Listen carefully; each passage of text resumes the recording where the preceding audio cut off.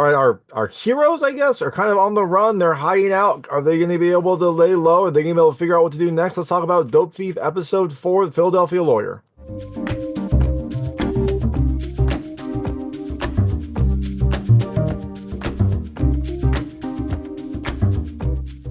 Hey everyone, it's David Stark from Watcher Pass. I'm here to talk to you about Dope Thief Episode 4, Philadelphia Lawyer, which comes to Apple TV Plus on March 28th, 2025. It's the fourth episode in Dope Thief's, I believe, 8-episode limited run. This episode follows the events of Episode 3, where our heroes narrowly escape with their lives. They're still running. Is this episode worth your time? Well, my hot take is I think you should watch it later. I actually didn't love this episode as much as I kind of have liked the rest of the series. I thought it was kind of a weaker overall episode that loses some of the drama and grit that made the first episode so great. It also adds kind of a lackluster new character and some mediocre action. I was surprised. I've loved this series so far. I thought it's been fantastic. And I just did not really love this episode. It's a little bit slower. It's not as interesting to me. The drama seems a little bit overdone. So I'm sure it will get better. The first episodes were fantastic. This was just kind of okay. So, all that being said, I'm going to tell you a little about the episode, a few things I like, a few things I didn't like, and then really quickly go into a recap. So as you can imagine, there'll be spoilers in the recap section. If you don't know what happens in this episode, I would turn it off when I get to the recap. Before that, though, I'll keep it vague. I'll keep it spoiler-free. Let's get to the spoilers. So, Dope Thief Episode 4 has our two heroes, I guess. Yeah, they're kind of heroes. They're on the run. They are trying to lay low, trying to stay away from this, like, biker gang, biker meth gang that has been following them. But Ray is kind of hampered by Manny's meltdown. He's trying to kind of do it all. Is he going to be able to do it? Is he going to be able to survive? Well, you have to watch the episode to find out. So, things I liked about this episode. The first, hey, look, I still love the cast. It's a great cast. Love the cast. It's a much more like Ray and Manny heavy episode. I still love Brian Tyree Henry as Ray. I love Wagner Moura. I did not love Manny's character as much in this episode, but I still love Wagner Moura. We get a little bit more of Marin Ireland in this as well, so you get that fantastic cast front and center like all the other episodes. The second thing I like the setting. I've loved the setting of this series. It's kind of like a rundown, dilapidated Philadelphia setting. You get to see some kind of like seedier places as Ray and Manny are trying to lay low, and you also get a new location that has a very big scene in it. So, all that being said, things I didn't love as much. The first, I thought it had some kind of overdone drama, especially Manny's character. He's been over the top throughout this, but I didn't love his character in this one. I think he's kind of on a spiral, and it just felt a little bit too much. The second thing I didn't love the new character. We have a new character that gets introduced in this episode. I did not love him. I thought he was a little bit over the top, a little bit much, and didn't really fit with some of the characters that we'd met before. He felt like he was there for a little bit more comic relief, a little bit more kind of like, I don't know, out there personality, and it just didn't really gel with how I've been seeing this series. The third thing I didn't love as much, I'll call it poor decisions. There were some pretty poor decisions that were made in here. I won't get into it specifically here. I'll get into more in the recap, but there were just some kind of like unrealistic. I mean, I guess as realistic as the show can be, some unrealistic decisions that happened. The fourth thing I didn't love as much, it's pretty slow. And the other episodes have been pretty slow, but they've had good action sequences in the middle to kind of like move it along, keep you interested. This episode has an action sequence. I just didn't think it was very good. And the last thing I didn't love, on that note, so action. There was a big action sequence here. It was a big over the top one. I just didn't think it was well done. I thought it kind of tied in with the poor decisions. Seemed to be more CG that was used here as well, so it didn't really fit with the gritty, practical look of the previous episodes. And maybe I'm just being more critical because I didn't like some of the characters involved, but I didn't enjoy that action as much as I've enjoyed the past. And it was kind of on the tail end of this episode, so it didn't bookend it very well. So all that being said, Dope Thief Episode 4 comes to Apple TV Plus on March 28, 2025. Like I said, I think you should watch later. It's not great. If you're in Dope Thief already, you're going to watch this. But this is a little bit of a concerning sign. I'm hoping that the next episodes pick up. This I felt was the weakest so far. We will see what happens next week. So if you do check it out, let me know what you think. Let me know what you liked and didn't like. I'd love to hear it. I'm going to really quickly go into a recap right now.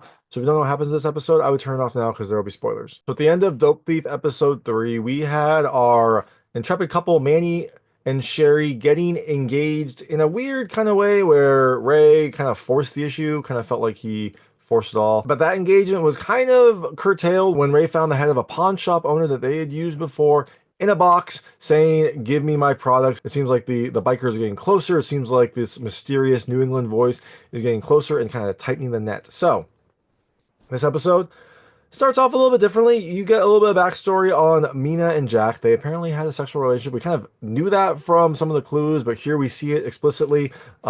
They also were kind of like operating in a gray area of undercover, policing. They were kind of dirty. Like they were definitely, skirting that line, but they did it with higher purposes. Jack thought that the cartels, like Mexican, South American drug cartels, were hiring bikers to move this liquid meth. I guess this liquid meth was so potent that they could move it easily, but they needed muscle to refine it and then sell it in the States. So it seems like there was this unlikely relationship between the cartels and these bikers.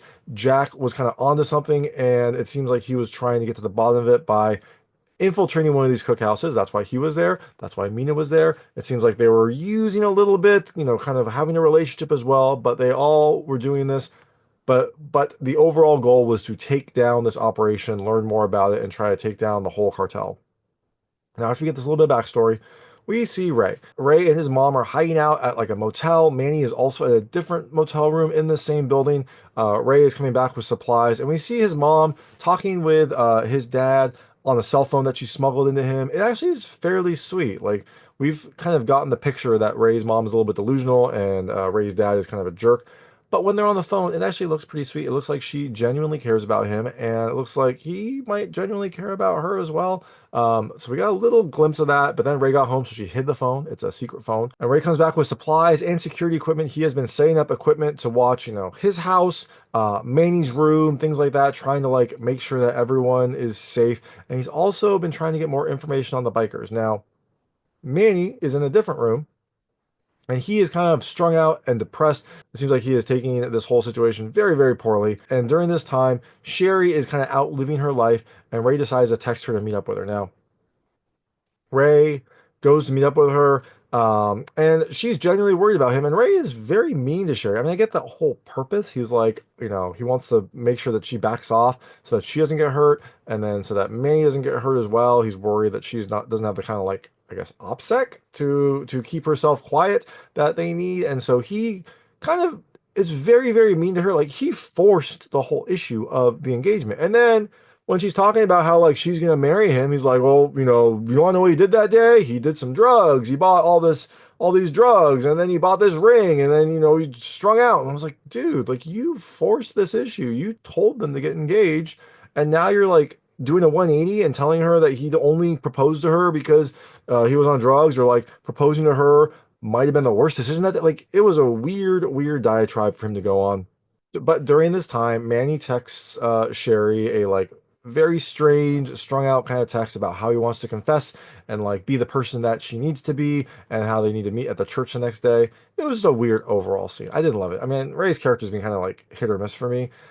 This was a very big miss for me. So meanwhile, Mina makes a statement about Jack, and she can barely speak. She is able to speak though, and she's able to relay some information, but she can barely speak. And then after this, Mark comes in to talk to Mina and sees that she's basically doing her own investigation and is zeroed in on Ray. They have the composite sketch that they drew of the person that stole the gun that was used to kill Jack, which looked like Ray. And now Mina has made the connection that this is Ray Driscoll. So she wants Mark to focus on Ray. And I guess because of this, Mark goes to confront Michelle Taylor, the lawyer.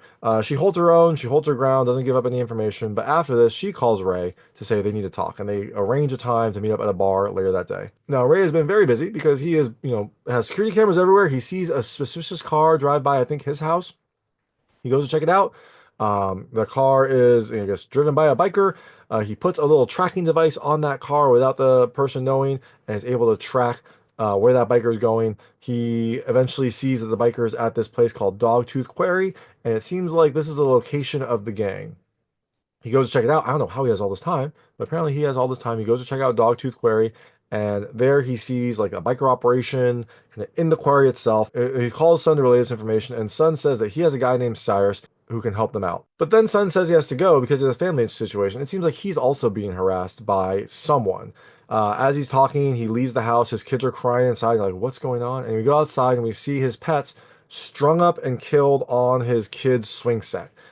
He goes and like cuts them down very kind of like coldly. He's like he's been in these situations before. He doesn't freak out. He just cuts the pets down coldly, looks over, and he sees someone watching him. But this person looks like a cartel member. Doesn't look like a biker. Looks like a cartel member. So it seems like maybe the cartel knows that Sun has, taken some of their product or is helping out with this whole hit, and so they are now sending a message to Sun. Later, Sun goes to drop off his kids, and he gets arrested at their school. He gets interrogated by the police, and we find out some more information about him. Apparently, he was a former informant. He, helped bring down some sort of operation, I think the Tang operation, years ago. But those files are all old, and this police force, I guess, didn't realize he was an informant, or kind of like knew he was an informant and brought him anyways to see if he would talk. This cop wants him to talk about the alliance, which is the alliance between these like bikers and the cartels. That, I guess, is called the alliance. And Sun, very smartly, does what you should do in these situations. He doesn't say a word. The only thing he says is lawyer. He doesn't say a single other thing. He doesn't try to explain it. He doesn't say a word. He just says lawyer, which is what you should do in that situation. This is not legal advice, but that's what you should do. Now, Ray, meanwhile, goes to get Manny from the church. Manny went to go to meet with Sherry so he could confess all of his crimes and whatnot. And I guess Sherry doesn't show up. Manny is getting a little bit distraught, and Ray convinces him that Manny has to come with him. They're going to go do something. They're going to go hit this biker operation. After they leave, Sherry texts Manny saying, I can't give up my life to save yours. So it seems like Sherry has come to the realization that, what Manny did is really bad. It's going to affect their lives. And so she is, I guess, breaking up with him. We'll see. Manny's very distraught about this because he thinks this is his one chance at a normal life. But we'll see if things get better. I don't know. They don't get much better this episode, but maybe they'll get better later. Now, Ray and Manny go to meet up with Cyrus, who is kind of a character. His character could have been fun. I found him a little bit annoying, but I could see his character being fun if you want that vibe. But I didn't get that from this series. This series has been a little bit more serious overall. Cyrus' character felt just way out there. Now, they're supposed to wait for Sun. Sun doesn't show up, so they head to the Dogtooth Quarry anyways. Cyrus gets his guys there, and they set up an ambush. And you're like, and it seems like it will be impressive, but then they use Molotov cocktails, which I guess would be nice if they were closer. But when they throw them, like the cocktails don't get anywhere near the camp. They just like hit and cause explosions, but don't touch anyone, basically.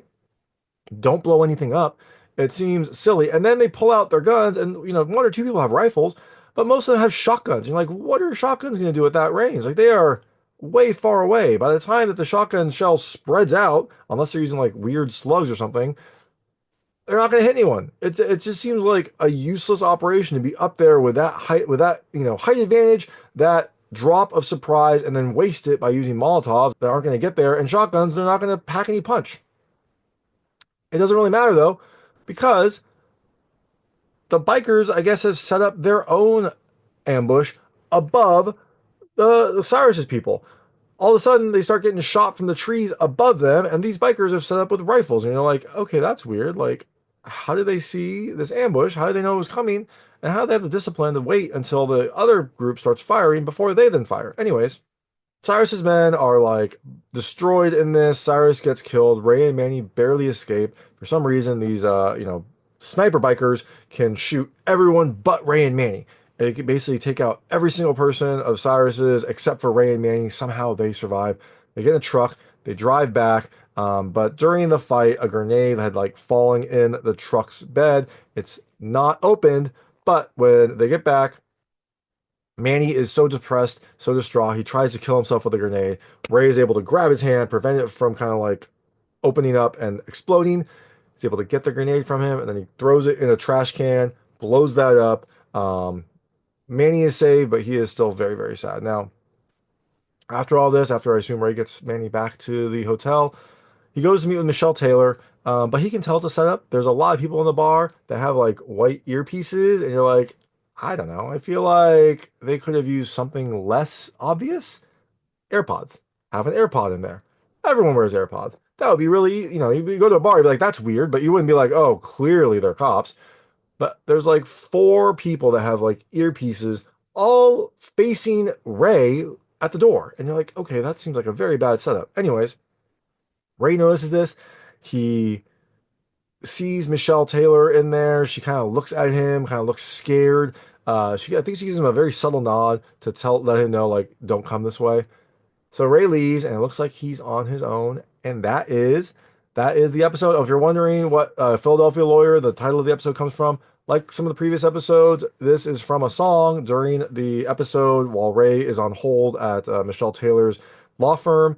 The Philadelphia Lawyer plays on the waiting music, so that is where the title comes from. Also, she's a Philadelphia lawyer, so it works there as well. But that is Dope Thief episode 4, Philadelphia Lawyer. Like I said, I think you should watch it later. I didn't love this episode as much as I expected to. It was long, it was slow. Some of the decisions were pretty poor. Didn't have the same kind of like drama and grit as I've come to expect. But I'm still hopeful for this series. I love the first 3 episodes. This one was just weaker. We will see where it goes. But if you do check it out, let me know what you think. Let me know what you liked and didn't like. I'd love to hear it. And thanks so much for watching. If you like this review, please like and subscribe to this channel. It helps me a lot. Make sure all my new content goes straight to you. Thank you.